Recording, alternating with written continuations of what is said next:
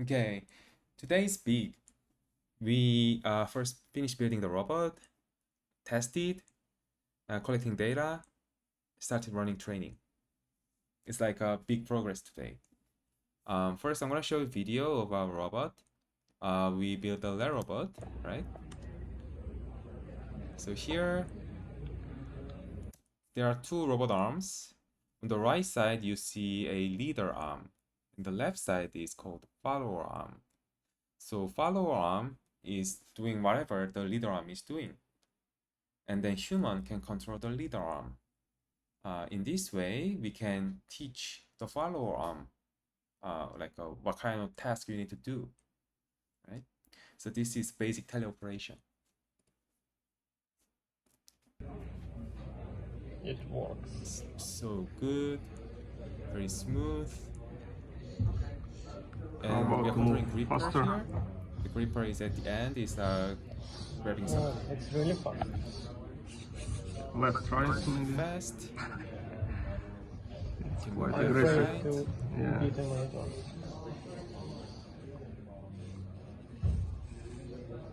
Yeah, this looks smooth to me. Quite responsive, yeah.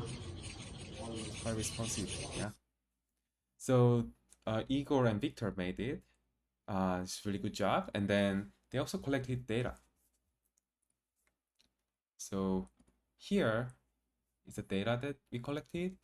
You see there's one person here moving the leader arm. It's not very visible in the video. And then on the main, there's a follower arm grabbing this blue box and then put it here inside this box. And then it shows different motors. Like we have 6 motors and their state and action. We can get those values over time, right? And then as you can see, we have 2 cameras, one at the top and one at the front. And then we collected 30 episodes. So at each episode, we do the same task while we're changing the location of the blue box. Blue box is here. A different episode is here. It's here. As you can see, it's keep changing, right? So this is a task called pick and place. I think it's one of the basic tasks people do, right? So we know it should work. We know that it should work like 80% of the time if we train the ACT model reasonably, right? So based on this data, I started the training script.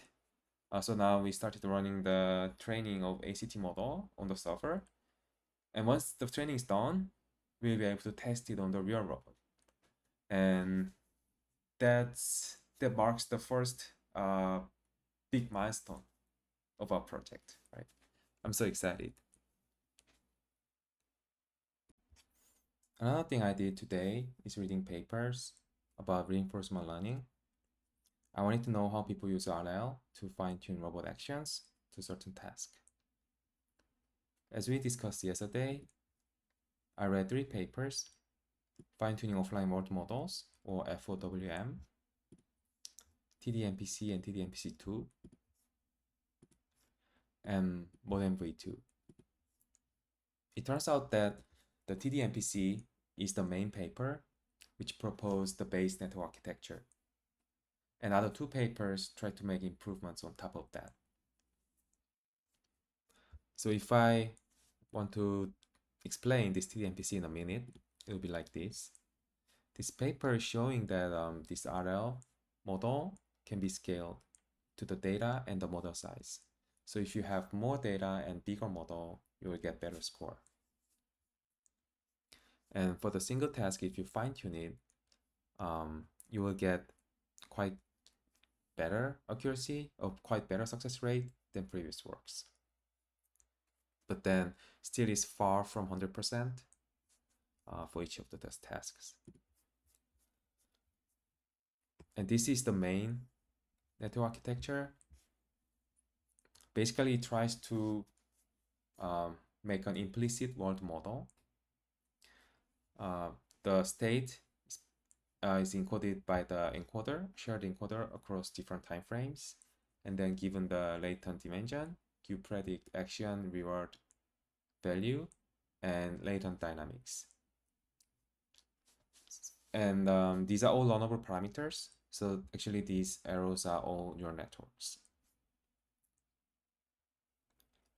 And at the test time, you have the first frame, and then you make a latent dynamics and predict those actions for each timestamp until the horizon length is reached.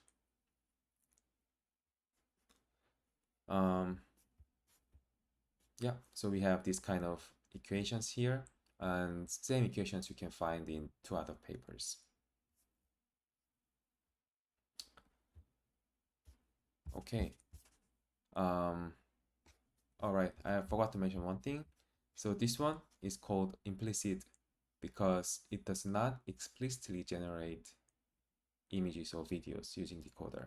It tries to do everything using the latent dimension.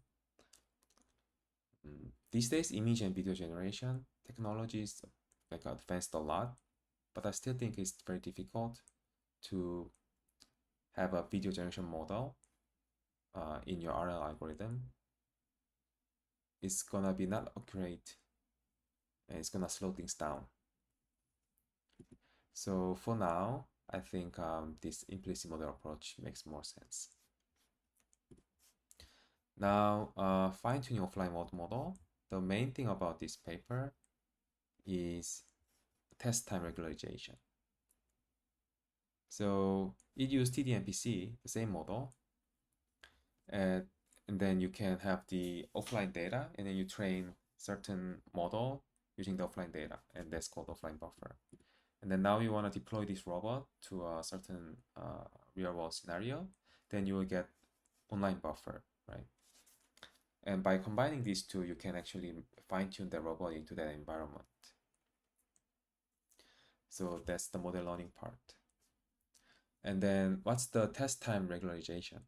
Is that we predict the value, but then this paper proposed to use an ensemble of networks to predict the Q. And if we have ensemble, and then we can measure the standard deviation or variance of the predicted value. And if the predicted value has high variance, it means we are less certain about the future direction. If the variance is small, it means we kind of know that what's going to happen if we make an action to this way. So that's why along the time horizon, we take actions that has small variance. Small variance means small uncertainty, right? So we go make action like this. And this happens in the test time. So that's why it's called test time regularization. And then they change see, they have similar network architecture, same loss function, and then they added this term. This is the test time regularization term. You measure the standard deviation of network, Q networks. So if the standard deviation is big, then you get less reward. If standard deviation is small, you get bigger reward. That's how you regularize the RL in the test time.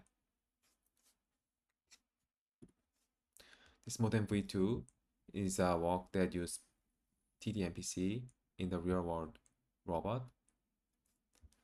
So this figure in the TDMPC is a little bit misleading. It was misleading for me because it looks like it takes image as input, but actually it takes joint locations as input or some other information, not the image. This paper describes visual RL, saying that they have some convolutional layers to deal with image inputs, but they don't talk about it much. Whereas this paper is mainly focusing on dealing with robot arm with cameras. So the input is image and the robot status. And then output is the robot arm actions. So this is closer to what we want to do. And then what they did is they train offline data, offline model, and then deploy this robot into a new environment, and then get the online buffer, and then update the robot model.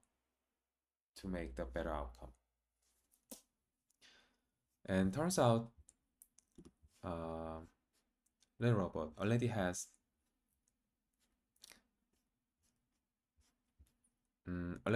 this TDMPC in their code. I'm trying to finding it. Let's say common script train. See if I can find. See, there's TDMPC here, and then online buffer is also here. So online data set here in the training script means it's a test time. You collect the data from the robot, and that's gonna be the online data set. And then this online data set will be concatenated with offline data set, right? Here. And then this concat data set is gonna be sampled using our sampler, and we do the training iteration. So basically updating the model. So I think we can directly use the robot script to test TDMPC and then see how it works. But it's still good that I understood how TDMPC works and what other two papers did. I also take a look at the TDMPC's code. The code base looks good. It's easy to understand, just you can read through. So things are very clear now on the TDMPC side. So now we understand ACT, TDMPC, and Wenliang is working on diffusion policy. What else? Actually, Larobot shows another one, VQBET. I think this is a little more recent model. So we first wanna try out all the existing models and understand their limitations, and then we're gonna start from there.